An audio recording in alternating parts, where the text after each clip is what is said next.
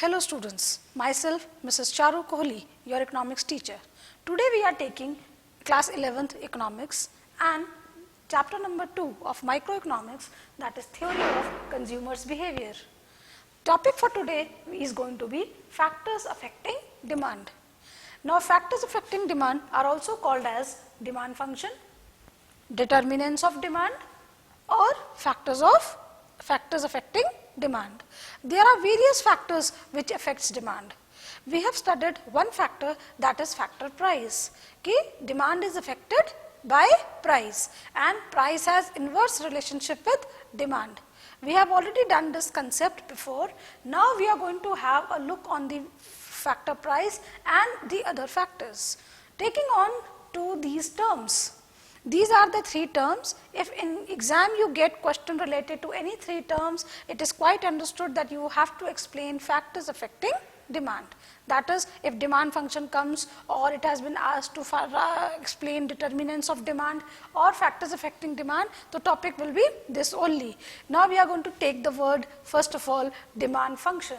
Now what is demand function? There is a proper way how to define the term. Demand function. Demand function refers to the functional relationship of demand. Just learn the terms and the way to write it. The functional relationship of demand with its factors is called demand function. I will repeat it. The functional relationship of demand with its factors is known as demand function. So how do we write this demand function? We write demand function in form of an equation. And here is the equation in front of you. Here is dx, that is demand for a commodity. Then it is equal to sign here. And f. F represents functional relationship of demand. Functional relationship of demand with these factors. These are the various factors and these are the abbreviations used for various factors. You have to learn these abbreviations also. Here is Px. Px refers to price of a commodity. PR. PR refers to price of related goods. Y. Y alphabet is related to income. It states income. So in economics, when we analyze the term Y, it is income. So it is income of the consumer. Then we come on to T and P, that is taste and preference of the consumers. Then it is E. E refers to expectations of the consumer. Then comes YD. YD is distribution of income. And N is population size. If we write apart from that, there is one more factor which affects, that is the term we use other factors. And in other factors we use the concepts like season, climate, fashion. They also affects demand. So now we are going to understand all these factors and with their abbreviations separately, that how they are affecting demand and what the content you will write for this in your explanation. Now, first of all, take a look on this. This is demand function as we have already discussed. And this, when we talk about these 5 factors, that is Px, PR, Y, T and E and E. T and P and E. So these are the factors which affects the individual demand. We have already done the concept of individual demand and market demand. We have also studied about the schedule and definitions and the diagram of them. So these are the 5 factors which affect the individual demand. That is, they affect the demand for an individual. Fine. And when we talk about market demand, you know we have done 2 concepts, the individual demand and market demand. Market demand includes all the factors. These all are affected by market demand. But the main factors which affect market demand is YD and N, that is distribution of income and population size. And the other factors such as fashion, such as season, climates, they are also a part of market demand altogether. That concept we can study separately, the other factors. So I hope you have understood these factors are for individual demand and these factors are for market demand. Fine. Means whenever the question will be related to market demand, you have to explain these two factors, and along with that you can explain them. Basically these two you have to explain in that concept. Fine. So these are all the determinants of demand and the part of demand function. Now we are going to take them one by one and we are going to understand how they are affecting demand. Taking on to the first one, that is Px. Px is price of a commodity. So how we will write it? First part we will write that there is inverse relationship between price of a commodity and the quantity demanded. Means price of a commodity is inversely related to demand. That is, when price of a commodity increases, demand for that commodity decreases. Or when price of a commodity decreases, demand for that commodity will rise. This is the concept we have done before also in the concepts, and the same part you have to mention it here also. See, price of commodity has inverse relationship with demand. Price of commodity is inversely related to demand. It means that when the price of particular commodity will increase, जब किसी commodity की price बढ़ जाती है तो उसकी demand market में कम हो जाती है, and it is the behavior of the consumer कि जब कोई चीज़ महंगी होती है तो वो कम खरीदता है और जब कोई चीज़ सस्ती होती है तो वो ज़्यादा खरीदता है. So the same concept is here also. When price of a commodity will fall in the market, demand for the same commodity will rise. So this is the small abbreviation part of explanation. You have to write this along with the sentence which I am saying, the explanation which I am giving to you. So first sentence will be price of commodity is inversely related to demand. Second sentence, when price of a commodity increases, demand for that commodity will decrease. Third part, when price of a commodity decreases, demand for that commodity will increase. And the last sentence for this explanation will be, this states law of demand. Understood? Now how do we do diagrammatically? You all know, when diagrammatically we show this diagram you will make, this is O-axis, this is Y-axis, here we write quantity demanded and here we write price of a commodity. So when price is inversely related to demand, the demand curve will be downward sloping. ये क्या है? Downward sloping curve है. तो यहाँ पे देखो, हमने बीच में एक point ले लिया, that is P, the original price, and Q, the original quantity. So what is the concept here? OQ is the OX axis representing quantity demanded. OY is the OY axis represents price of commodity. DD is the demand curve. OP is the original price and OQ is the original quantity. So now what happens? When price of commodity increases, see till here. So what will happen? See, we will place a dotted line and we will join it like this. Take it to the curve and we will bring it here. So this is Q1. So when price of commodity increases, quantity will fall. Fine? And then when price of commodity falls, then what happens? See, the dotted line we will stretch to demand curve and then we will take it down. Here the point will be Q2. See, when price has fallen down, demand has gone up. This diagram is same diagram of individual demand which we have studied before. So this diagram can be drawn here in the point price of a commodity. I hope you have understood the content and the basic concept of price of commodity, how it is affected to demand. Now we are coming on to the second point, that is the PR. What is PR? PR is price of related goods. Related goods are those goods which affects each other. Related goods are those goods which affects each other. So now when we are saying the word each other, it means we are talking about at least two goods. Let us take good X and good Y. So how the price is affecting demand for these goods? Means here we will take price of one good and demand for the other. We will take price of one good and demand for the other. Then we are going to relate them. That concept will come in price of related goods. So what is related goods? Related goods are those goods which affects each other. Fine. So now when we talk about related goods are of two types. Related goods, they are of two types. First is substitute goods. Substitute goods, and second is complementary goods. These are the two goods which we explain for this. So separately we have to do it.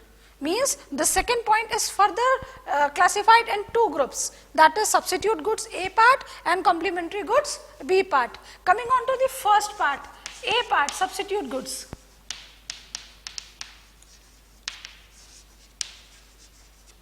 Now what are substitute goods first of all? Substitute goods are those goods, obviously they are going to affect each other. Substitute goods are those goods which are substituted to each other.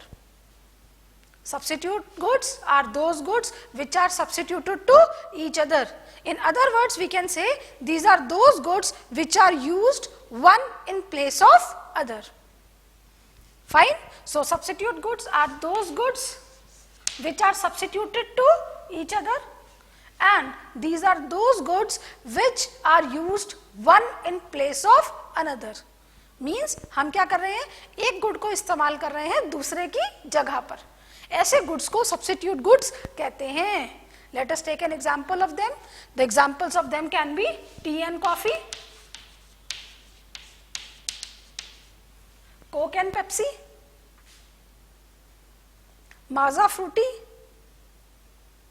These are what? These are substitute goods. These are those goods which are used one in place of another.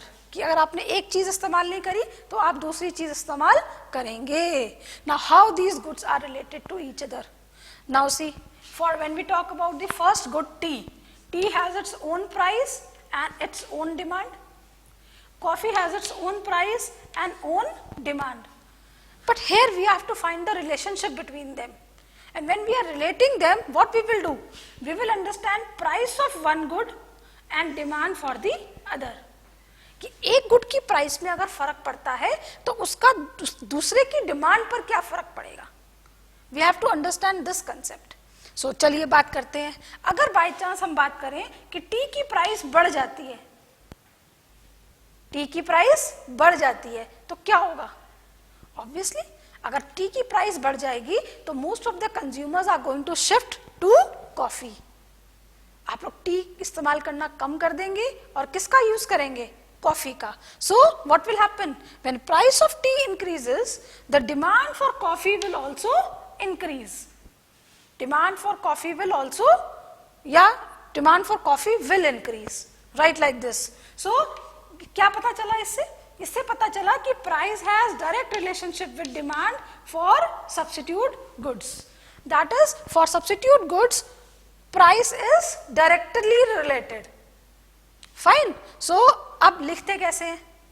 पहला तो definition आता है related goods का. उसके बाद we have started with a part. We tell that substitute goods are, related goods are of two types, that is substitute and complementary goods. Then we come on to A part, substitute goods. Substitute goods are those goods which are substituted to each other, or in other words they are used one in place of another. Then we write down the examples of it. Examples I told you, tea and coffee, Fruity, Maaza, Pepsi and Coke, etc. You can write it. And after that you have to draw this short form and you can imagine it and analyze it like this. मतलब क्या था? X, Y goods, X and Y are two goods. We are assuming X to be tea and Y to be coffee. And then we will write that when price of a commodity X increases, the demand for commodity Y will also increase. This is the basic statement. And when we take with the help of example, we write when price of tea increases, demand for coffee will also increase.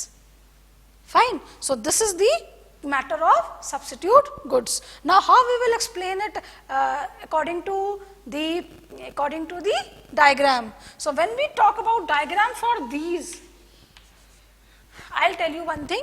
These are the factors which we are doing.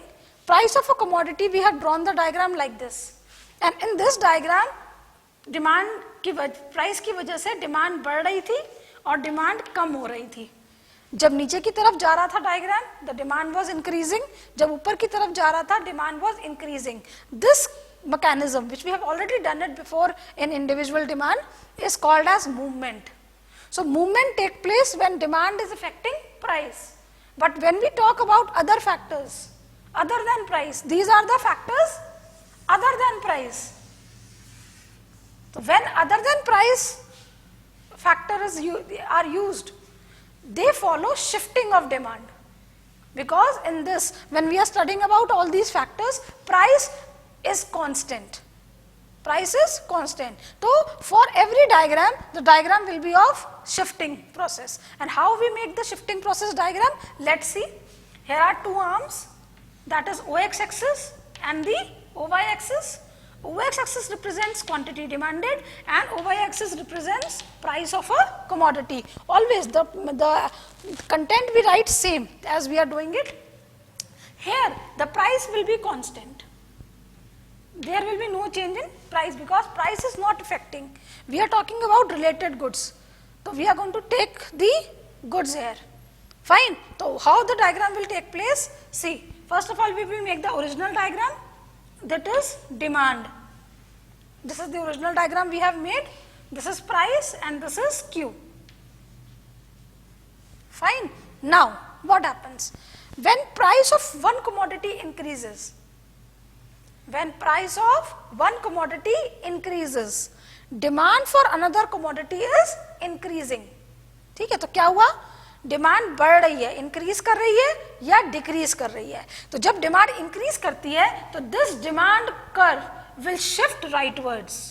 I am using the word shift, तो remember this word, it is shifting process. और shifting में क्या होता है? Demand curve rightward shift करता है जब demand बढ़ती है, और जब डिमांड घटती है इट विल शिफ्ट लेफ्टवर्ड्स. ठीक है, तो ये तो था बढ़ने वाला. कौन सा? when price will increase and demand will also increase. This diagram will follow here. And here what is C? The demand is increasing.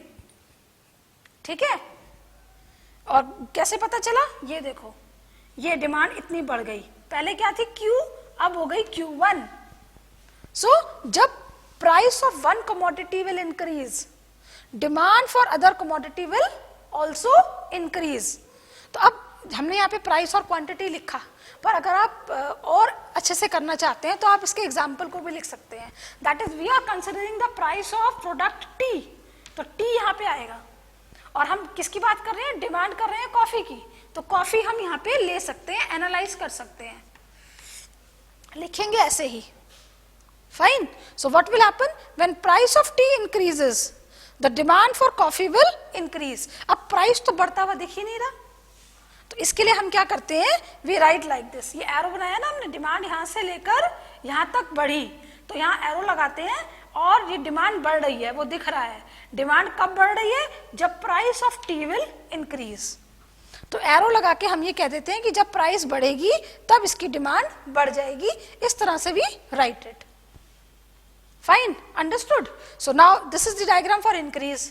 Now when we have to make the diagram for decrease, we can separate it. हम इसे अलग से बनाएंगे, देख लेते हैं. I am telling you this diagram separately, but in the further points, in further factors, we will make single diagram. ठीक है? How we will make it, I will tell you. Price is constant.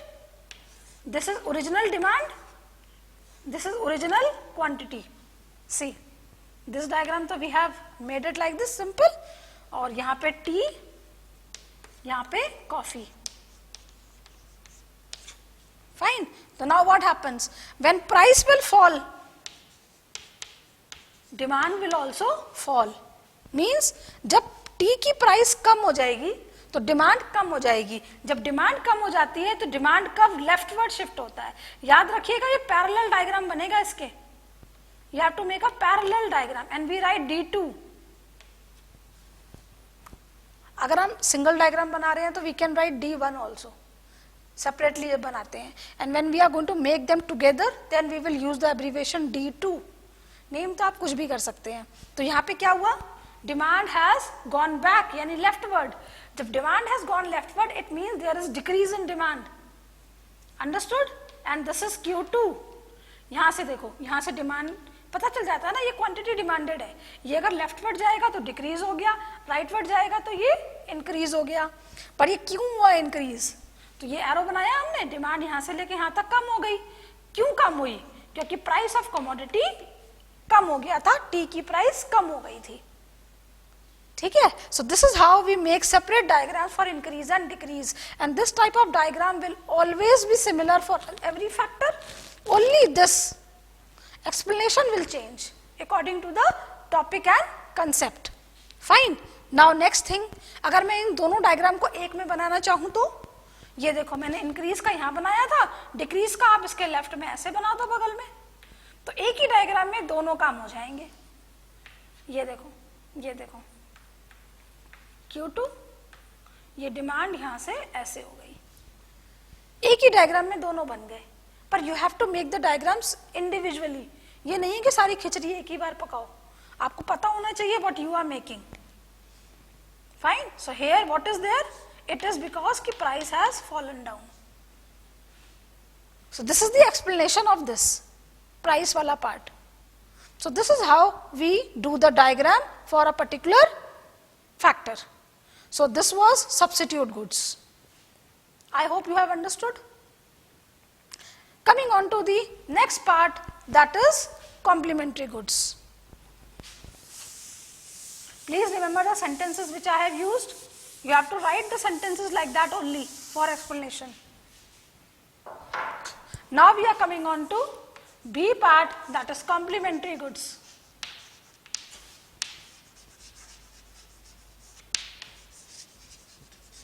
Now when we talk about complementary goods, first of all comes its definition. Complementary goods are those goods which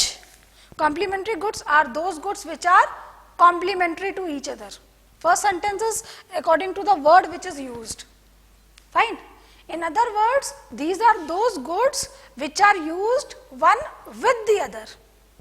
मतलब ये ऐसे goods जो एक दूसरे को complement करते हैं, जो एक साथ इस्तेमाल होंगे. They are not used separately, they are used together. So when the goods are used together, those goods are called as complementary goods. Let us take the example. When we take the example of shoe and laces, when we take the example of petrol and car, what are these? These are complementary goods. बिना laces के आप shoes नहीं पहनोगे. हाँ, these days we are getting the shoes without laces. तो कोई बात नहीं, हम लेस वाले shoes के साथ लेस चलेगा, बिना लेस वाले के साथ लेस की जरूरत नहीं पड़ती. तो कॉम्प्लीमेंट्री गुड कौन से होंगे? शू एंड लेसेस. और अगर विदाउट लेस वाला शू होगा तो उसको तो हम कंपेयर कर ही नहीं रहे ना किसी चीज के साथ, वो तो आप ऐसे ही पहनोगे और चल दोगे, है ना. तो shoe and laces complementary goods, and petrol and car are complementary goods. So let us take the example again. तो x and y, two goods. Assume x to be petrol. You can take car also and take petrol. मतलब car और petrol का क्या relationship है? अब बिना petrol की car तो नहीं चलेगी ना. सही बात है. तो हम क्या कर रहे हैं, एक काम करते हैं, इसे उल्टा करते हैं, पेट्रोल और कार लेते हैं. That will be easy for you to understand. तो let us take petrol here and car here this side. We are going to check the demand for car and we are going to check the price of petrol. Fine. तो petrol की अपनी price, अपनी demand, car का अपना price, अपना demand.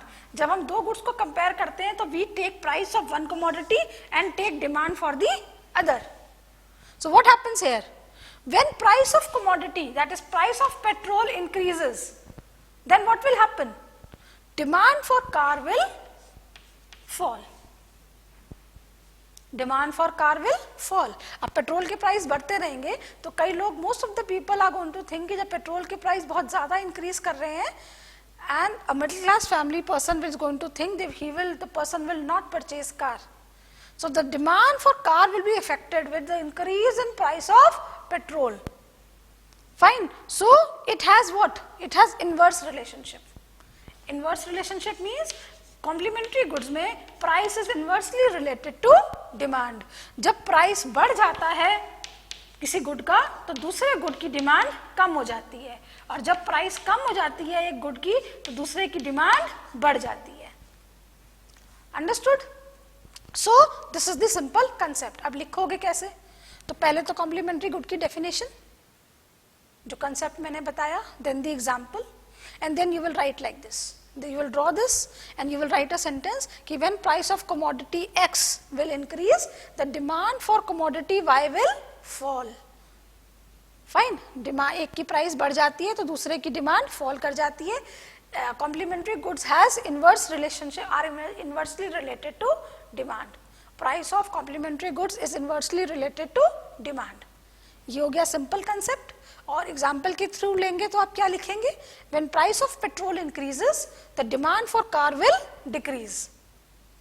This is the sentence which we make use of it when we take example. Example तो आप कोई भी लिख सकते हो ना, तो सेंटेंस अकॉर्डिंगली लिखोगे. और प्राइस और ये एक्स और वाई लेके चलोगे तो you can make use of any combination of complementary goods. Fine. And then we are coming on to the diagram. Diagram will be same. Fine. I am making one more diagram, or next time I will not draw it, I will explain it in the same diagram. Fine. Once again I am explaining you the concept of diagram. Let us take a look.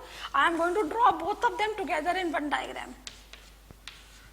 See, this is OX axis and OY axis. We are taking price and price is constant. ठीक, price हम ले रहे हैं petrol का, तो हमने petrol लिख दिया यहाँ पे. हम क्वांटिटी डिमांडेड नीचे लेंगे और क्वांटिटी हम ले रहे हैं कार की, तो we are writing car here and here is the demand curve and price is constant. ठीक है, ये देखो, ये हो गई ओरिजिनल प्राइस और original OQ is the original quantity, OP is the original price. Now what happens? जब price of commodity increases, demand for commodity will fall. Demand कम हो गई तो demand curve will shift leftwards. ये देखो, ठीक है, तो ये हो गया D1, ये हो गया D1. Fine. So demand has fallen. See, actual quantity measure करनी है तो दिस इज Q1. ये देखो, ठीक, मतलब पेट्रोल की प्राइस अगर कम हो, पेट्रोल की प्राइस क्या हुआ वो आप यहां लिखोगे. पेट्रोल की प्राइस बढ़ गई तो demand for car will fall. इस तरह से डायग्राम बनाते हैं हम लोग. डायग्राम शिफ्टिंग वाला ही बनेगा सारे फैक्टर्स में. ठीक है. Take the next concept. Demand is increasing. जब डिमांड इंक्रीज होगी तो demand curve will shift rightwards. Parallel line बनानी है, ये ध्यान रखिएगा. It is D2. Now demand has gone up from here till here. ये हो गया Q2. Fine. अब डिमांड क्यों बढ़ी? What was the reason for increase in demand? The reason was that price of petrol has fallen. ठीक है, तो petrol के प्राइस कम होने से, यहाँ पेट्रोल है ना, demand for car has gone up. So this is the diagram for complementary goods. I hope you have understood the concept of substitute goods and complementary goods. This was second point or second factor of demand. Fine. Now we are going to take the third factor, that is income of the consumer. Now we are taking the third factor, and third factor is Y, that is income of the consumer. Now, income of the consumer, you all know that every person earns income. Her person क्या करता है? Income earn करता है. और income का क्या होता है? इनकम का डायरेक्ट रिलेशनशिप होता है डिमांड के साथ. डायरेक्ट क्यों? What will happen when your income will increase? You will demand more और less? Obviously you will demand more. When income of the consumer increases, when income of the consumer increases, demand for commodity also increases. It has direct effect, direct relationship. Fine. And when income of the consumer decreases, जब आपकी income कम हो जाती है, पैसे का source नहीं आता, तो क्या करते हो आप उन्हीं गुड्स को खरीदते हो जो जरूरी होते हैं. सो इनकम का डिमांड के साथ होता है डायरेक्ट रिलेशनशिप. ठीक है. नाउ ये जो कंसेप्ट है हमारा इनकम का, इनको हम दो गुड्स को लेकर स्टडी करते हैं. We study this concept of income of the consumer taking two goods. First is normal goods and second is the inferior goods.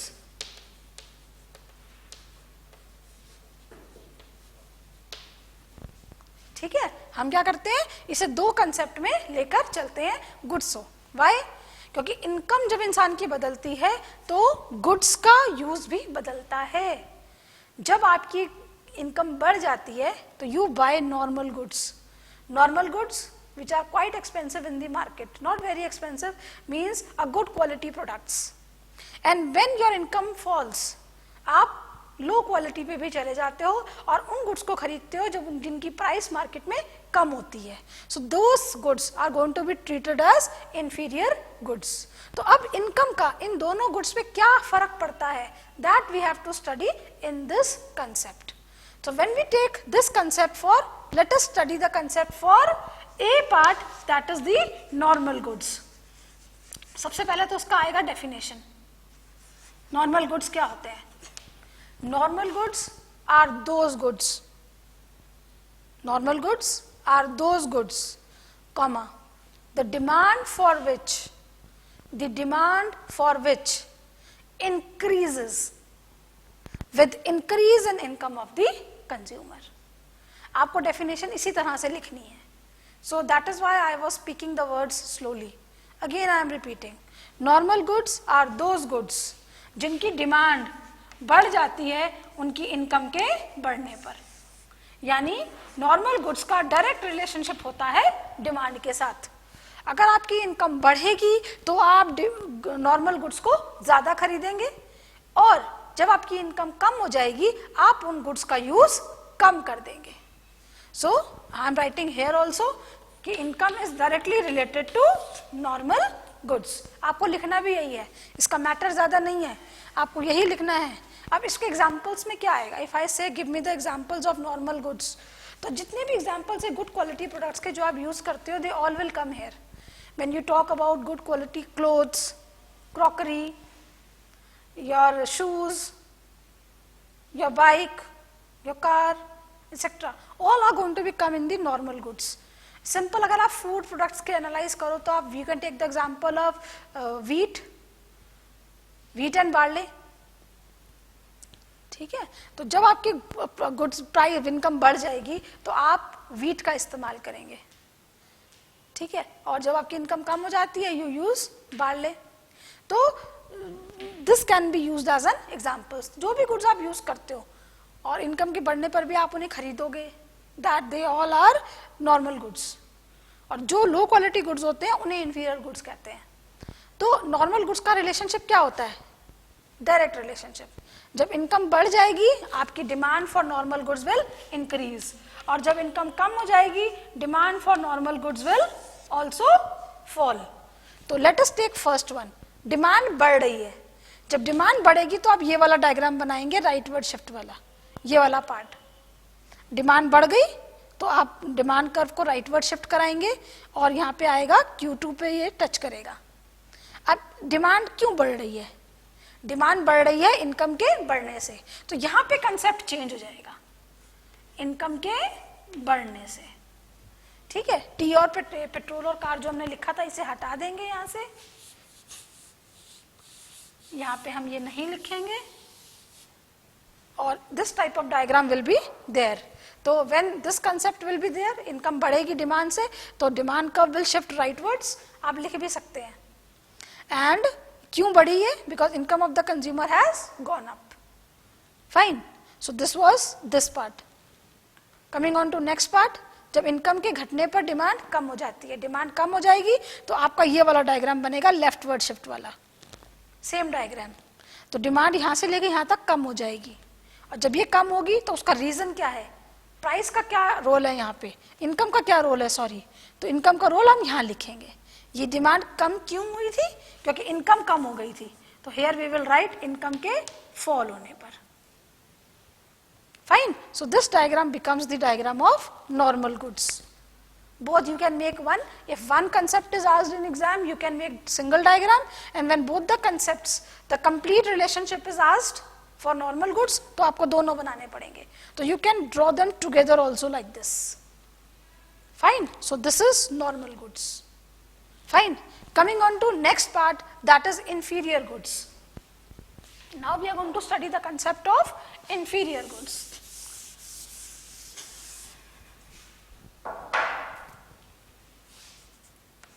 B part. Now inferior goods are low quality goods. These are those goods which have inverse relationship with demand. मतलब जब आपकी income बढ़ जाएगी तो आप इन goods को कम खरीदोगे, और जब आपकी इनकम कम हो जाएगी आप इन गुड्स को ज्यादा खरीदोगे. Understood? So it has inverse relationship. So inferior goods are inversely related to demand. Now how we will write that? Inferior goods are those goods, comma, demand for which decreases with increase in income of the consumer, and demand for which increases with decrease in income of the consumer. इसी तरीके से हम इसकी definition लिखते हैं. Inferior goods low quality products होते हैं, ठीक है. जैसे मैंने व्हीट और बार्ले का एग्जांपल दिया, तो अगर आपकी इनकम कम हो जाएगी तो आप बार्ले ज्यादा खरीदोगे, आप व्हीट नहीं खरीदोगे, ठीक. तो diagram for them also will be same. Let us take the first concept. Income is increasing, demand is decreasing. So demand कम हो जाएगा तो हम ये वाला डायग्राम बनाएंगे, लेफ्टवर्ड शिफ्ट, ठीक, सेम डायग्राम. और ये क्यों डिक्रीज हुआ, क्योंकि इनकम बढ़ गई थी, ठीक. Coming on to next concept, income is decreasing, demand is increasing. So we will make the diagram rightward shift. Demand बन गया. अब ये demand क्यों बढ़ी थी? Because income of the consumer has fallen down. Only the reason you have to write it here. Rest the diagram is similar for all the factors. This is the concept of normal goods and inferior goods. I hope you all have understood. Now we are going to come up on the fourth factor, that is taste and preference.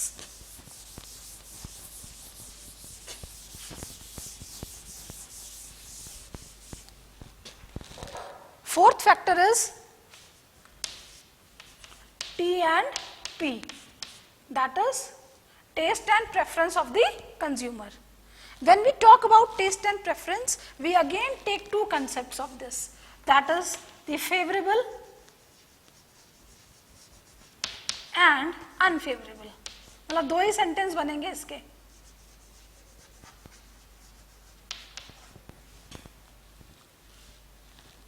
Taste and preference, favorable or unfavorable, means taste and preference for a particular commodity.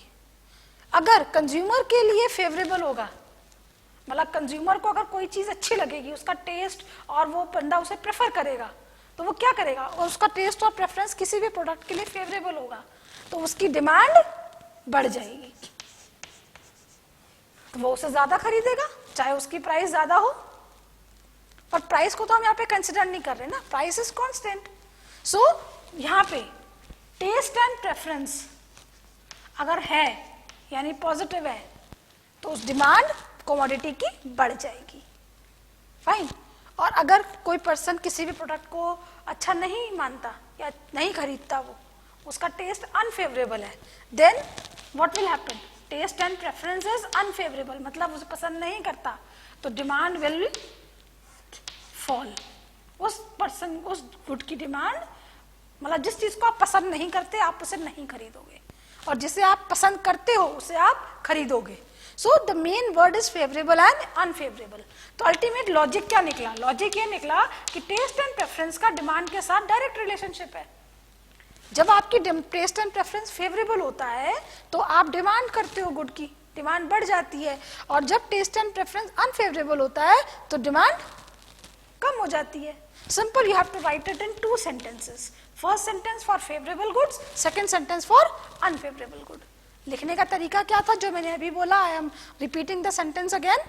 When taste and preference of consumer is favorable for a particular commodity, is favorable for a particular commodity, comma, demand for that commodity will increase. और उल्टा, when a person has got unfavorable taste for a particular commodity, demand for that commodity will fall. Fine. So 2 sentences and the content is over. And diagram, the same diagram. There is no change in the diagram. See, let us take the first concept. First, when favorable demand was there, demand was increasing. So what will happen? Demand curve will shift rightwards. Demand curve rightward shift हो जाएगा. Demand यहाँ से लेके यहाँ तक बढ़ जाएगी. Numbers में देखेंगे तो यहाँ से लेके यहाँ तक बढ़ जाएगी. और ये क्यों बढ़ेगी? When taste and preference is favorable. Understood? Coming on to unfavorable. जब अनफेवरेबल होगा तो डिमांड कम हो जाएगी. डिमांड कम होगी तो डिमांड का लेफ्टवर्ड शिफ्ट हो जाएगा. डिमांड यहाँ से लेके यहाँ तक कम हो जाएगी. नंबर्स में देखेंगे तो यहाँ से यहाँ तक कम हो जाएगी. और ये क्यों हुई? बिकॉज टेस्ट एंड प्रेफरेंस जो था वो नहीं था. जो नहीं था तो we are keeping the arrow down. Favourable होगा तो we are keeping the arrow up. I hope you have understood. This was the 4th factor affecting demand. Coming on to 5th factor. 5th factor is expectations. That is E. E is expectations of consumer. The word is expect. Consumer क्या expect करता है? We all are consumer. हम क्या expect करते हैं कि आगे हम क्या खरीदेंगे, क्या नहीं खरीदेंगे. यही तो expectation होती है. तो इसके भी 2 ही points आते हैं. ठीक है, तो क्या लिखते हैं हम sentence? When consumer expect, when consumer expect that the price of a commodity will increase in near future. Consumer क्या एक्सपेक्ट करता है कि प्राइस ऑफ कमोडिटी, किसी गुड को वो खरीदना चाह रहा है और उसकी प्राइस आगे वाले फ्यूचर में बढ़ जाएगी. तो पर्सन इज एक्सपेक्टिंग कि ऐसा हो सकता है कि इसकी प्राइस फ्यूचर में बढ़ जाएगी. तो क्या देखेंगे हम? आज प्राइस फ्यूचर में बढ़ रही है या घट रही है, उसका इफेक्ट आज की डिमांड पे क्या पड़ेगा. ठीक है. So, comma, demand for that commodity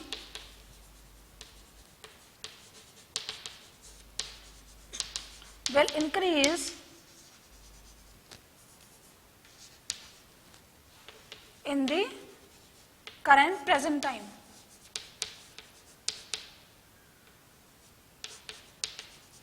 मतलब आज की डेट में उसकी जो डिमांड है वो बढ़ जाएगी. ये देखो, यहाँ भी इंक्रीज हो रहा है, यहाँ भी इंक्रीज है.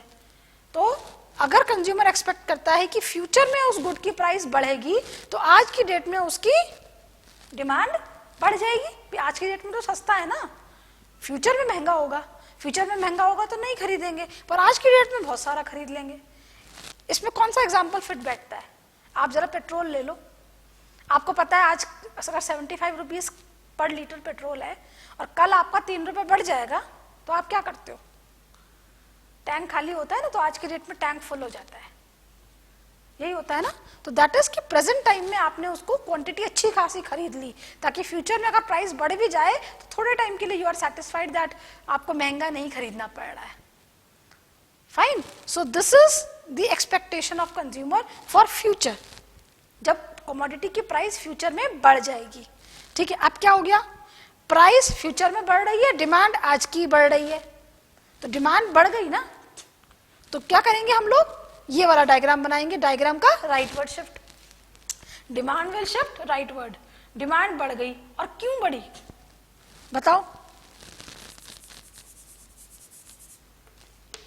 जब कंज्यूमर ने एक्सपेक्ट करा कि फ्यूचर में प्राइस बढ़ जाएगी।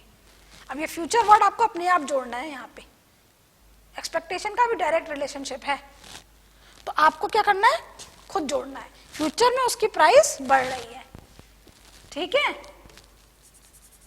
एक्सपेक्टेशन फ्यूचर के लिए होती है, तो ई जब बढ़ रहा है फ्यूचर में तो आज की डेट में डिमांड बढ़ रही है, ठीक है, अंडरस्टूड। अब इसका सेकेंड पॉइंट लिखेंगे, तो कंटेंट आप लिख सकते हो, क्या होगा, when consumer expects that the price of commodity will fall, यहाँ पे क्या आएगा, price will fall in near future, किसी कमोडिटी की प्राइस फ्यूचर में कम हो जाएगी, तो what will the effect of demand today, the demand will also fall, आज की डेट में डिमांड कम हो जाएगी और consumer will postpone its demand, the word we use consumer will, ये नहीं लिखते हम कि डिमांड कम हो जाएगी प्रेजेंट टाइम में, हम ये लिखते हैं कि consumer will postpone it for the future, आज की डेट में उसे नहीं खरीदेगा, जब आज की डेट में नहीं खरीदेगा तो डिमांड विल फॉल, तो we use the word postpone here, understood. तो जब पोस्टपोन होगी डिमांड तो क्या होगा, डिमांड कम हो गई, डिमांड का डायग्राम बनेगा लेफ्टवर्ड, डिमांड का डायग्राम लेफ्टवर्ड बनेगा, ये बन गया, डिमांड यहां से यहां तक आज की डेट में कम हो जाएगी, और ये क्यों कम हुई है, क्योंकि कंज्यूमर एक्सपेक्ट कर रहा है कि फ्यूचर में इसके प्राइस कम हो जाएंगे।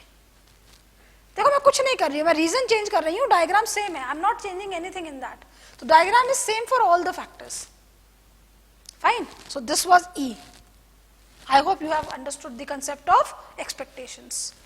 So this was the fifth factor. Coming on to sixth factor, that is YD. Now see, these 5 factors we have studied, and I am reminding you again, these all 5 factors are for in which affects the individual demand of the consumer. क्या करते हैं ये, individual demand को affect करते हैं, and now we will do the factors which will affect the market demand, means all together consumers को जो affect करेगा, ठीक है। तो उसका हम लेते हैं आपका sixth factor, and the sixth factor is YD. YD is distribution of income. ना इनकम तो हमने पढ़ लिया, अब ये डिस्ट्रीब्यूशन क्या है, डिस्ट्रीब्यूशन का मतलब होता है कि when ever the income is earned और गवर्नमेंट अर्न्स दैट इनकम, तो इनकम के पास जो गवर्नमेंट की इनकम होती है तो वो इनकम बढ़ती है उन लोगों के पास जिन्होंने गवर्नमेंट का काम किया होता है। गवर्नमेंट ले लो, प्राइवेट सेक्टर ले लो, आप काम करोगे तो आपको पेमेंट मिलेगी, तो पेमेंट आपको कौन डिस्ट्रीब्यूट कर रहा है, आपका ओनर, तो ओनर जो इनकम डिस्ट्रीब्यूट करता है that is distribution of income, ठीक है। तो अब हम किसी पर्टिकुलर ओनर या फर्म की बात तो नहीं कर रहे ना, we are talking about all together the entire economy, because we are talking about market demand, market तो पूरी कंट्री का मार्केट हो सकता है, ठीक है। तो क्या होगा यहाँ पे, तो डिस्ट्रीब्यूशन ऑफ इनकम का पॉलिसी क्या है, डिस्ट्रीब्यूशन की इनकम की policy again is further divided into 2 parts, that is equal और unequal.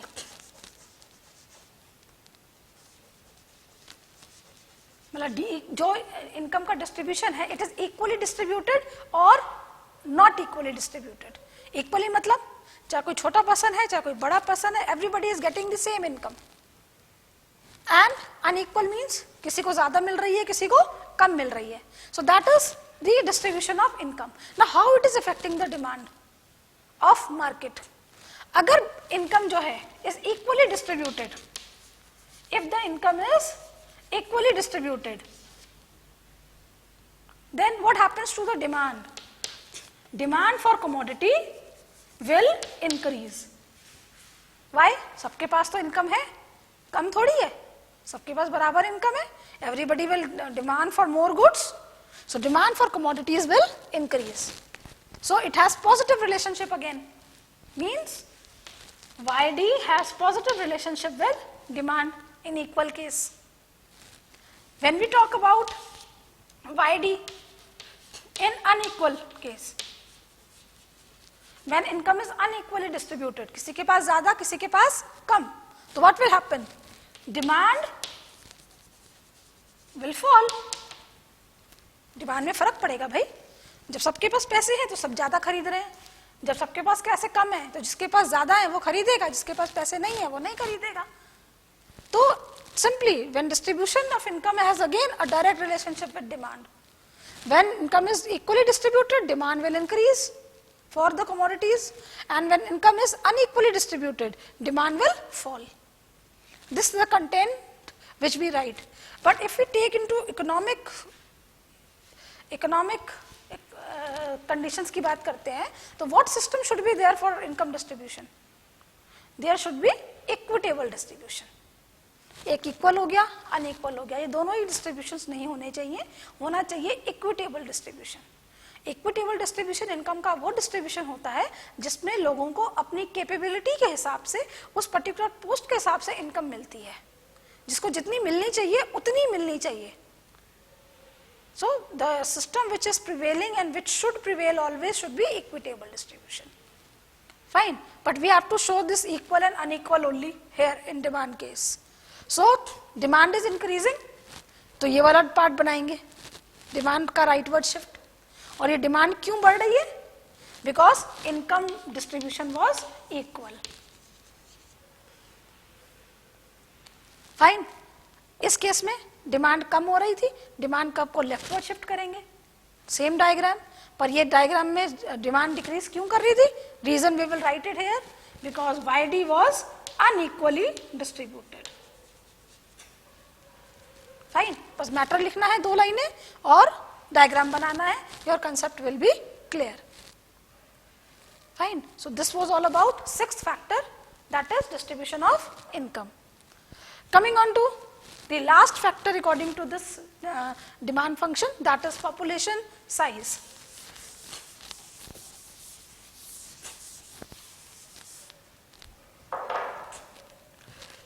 Seventh factor is population size, and population size is denoted by N. Now population size का भी direct relationship होता है demand के साथ. कैसे? पॉपुलेशन साइज क्या होती है? Population size is number of people living. ठीक है, अगर नंबर ऑफ पीपल ज्यादा होंगे, number of people that is population, अगर नंबर ऑफ पीपल ज्यादा होंगे तो उनकी डिमांड भी तो ज्यादा होगी. They will purchase more goods, market में ज्यादा गुड्स बिकेंगे. तो when number of people are more in the economy, what will happen? Population size बढ़ जाएगा. ये सेंटेंस लिखने का तरीका है कि when number of people are more in the economy, that is population size increases, the demand for commodity will also increase. ये short form है, इसको सेंटेंस में कन्वर्ट करेंगे तो सेंटेंस बन जाएगा. इसका उल्टा लेते हैं, when number of people fall, मतलब जिस एरिया में कम लोग रहते हैं, क्या होगा? पॉपुलेशन साइज कम होगा. पॉपुलेशन साइज कम होगा तो demand for the commodities will also fall, कम होंगी कमोडिटीज, बिकेंगी. So it has also the direct relationship. How we will show it in the diagram? See, demand बढ़ रही है, हम ये वाला पार्ट बनाएंगे राइटवर्ड शिफ्ट का. पर डिमांड क्यों बढ़ रही है? We will write it here, that is population size के बढ़ने से. और नेक्स्ट में क्या था? डिमांड कम हो रही है, the diagram will B leftward shift. और जब लेफ्टवर्ड शिफ्ट होगा तो व्हाट विल हैपन? ये क्यों हुआ? पॉपुलेशन साइज के कम होने से. Fine, so this is about the population size. So I hope you all have understood these factors. Now one more point I was discussing, that is other factors after this. Other factors include season, climate, fashion. They also have direct relationship. There are many factors other than these which affects demand. जैसे fashion है, किसी product का fashion आएगा, आप dress का fashion लोगे तो obviously you will purchase that good, the demand for that will increase. Climate है, क्लाइमेट वेदर चेंज होता रहता है, सीजन टू सीजन क्लाइमेट भी बदलता है. ठंड में आप ठंड के कपड़े पहनोगे तो ठंड के कपड़ों की डिमांड आ जाएगी, और गर्मियों में गर्मियों के कपड़ों की डिमांड ज्यादा होती है. तो it has also direct relationship. These all other factors also has direct relationship with demand, जिनको एक ही सेंटेंस में हम नीचे एग्जांपल्स के साथ लिख सकते हैं. So I hope you have understood this topic, factors affecting demand. Thank you.